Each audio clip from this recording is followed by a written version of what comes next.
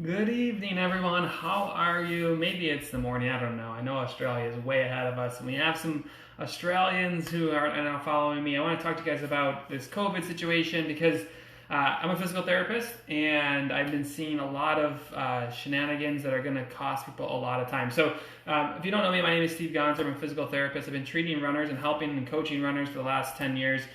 So this is what I'm seeing in the clinic, and I know what's probably happening to people who are going to watch this. So I figured I'd jump in. Because we're at this unique time in running history where everything's canceled.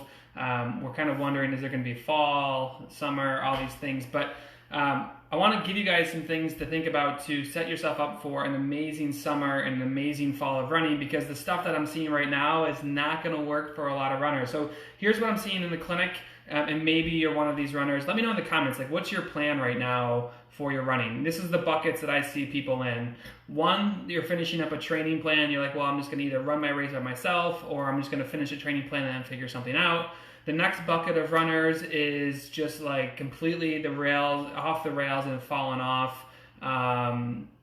And they're just not even like running a lot anymore. And the third runner, because they're like really upset that all their races are canceled and things. And then we have the third runner who's just kind of like, I'm just gonna do stuff and see what happens.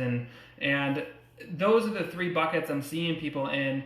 And I want to caution you guys against like just kind of haphazardly throwing stuff around. Because my prediction right now is we're gonna have, when the world opens back up, and hopefully that's soon, people are going to go out and run. They're going to be training for stuff. They're going to know that the race is on, and we're going to get to like June, July when all the training starts. And what's going to end up happening is people are going to get hurt because they're not doing the stuff they need to right now. It's just like this kind of drifting in the sea of whatever, or running too hard. So in this post I have right here, there's actually a link. I wrote this really long blog post today about this whole situation because I'm seeing so many runners who are just not like benefiting from the situation as far as what they could be doing for the running in the fall. So if you're really looking, whether you're looking to run for fun, you're looking to PR, or you're just looking to run just for whatever reason, stress relief, there's some things you can do right now to make it more enjoyable and make sure that you're ready for an awesome season that we're gonna have. It's gonna happen. Let's all take a collective breath.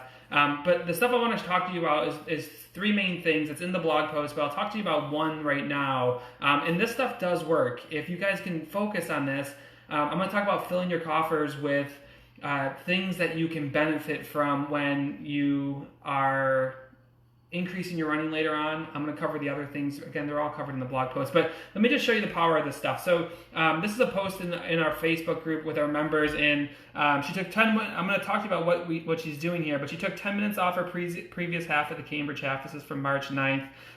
Basics yoga. That's what I really want to talk to you about. The strategies worked wonders for her. So what can you guys do strategy-wise that I'm doing with my runners that are getting these awesome results?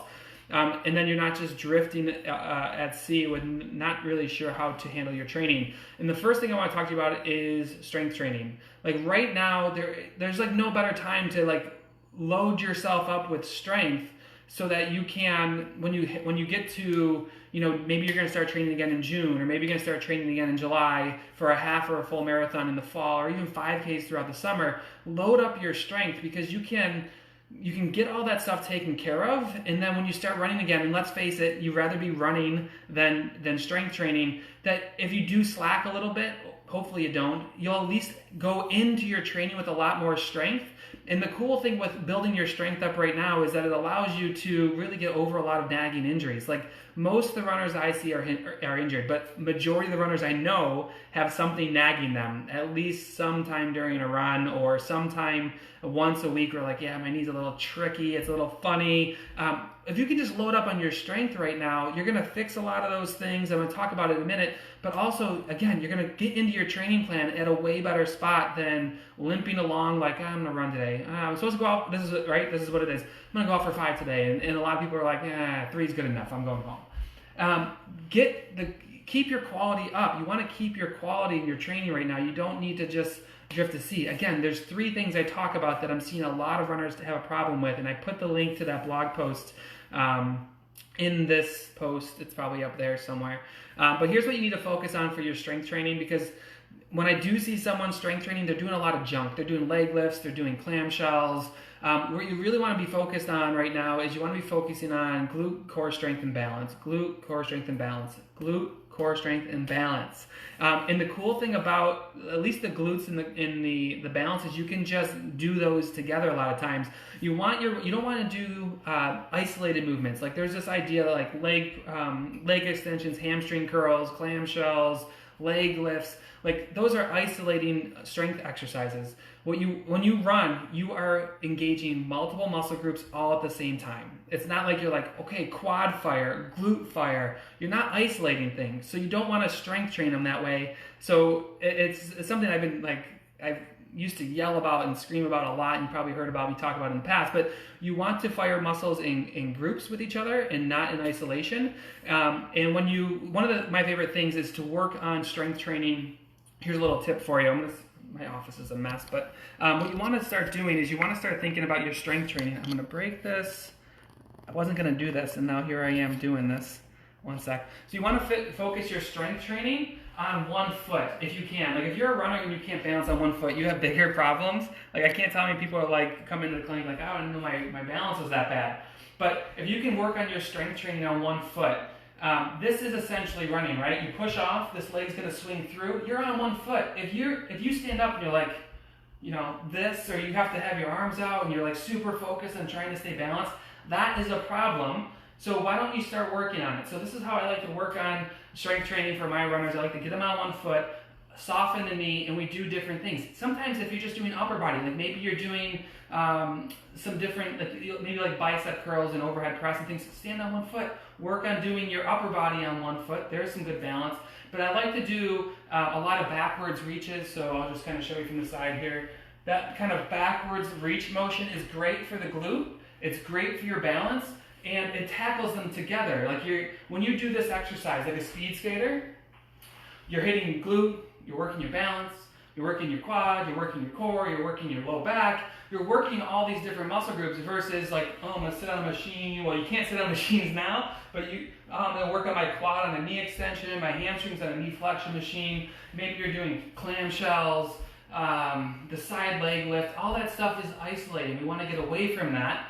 And the moral of the story is this, is like, work on your strength now. Like, there's just really no excuse. And I know you guys think it takes a lot of time. A lot of runners are like, oh, I just don't have time. But you'll find time to run, so it's really just not a priority.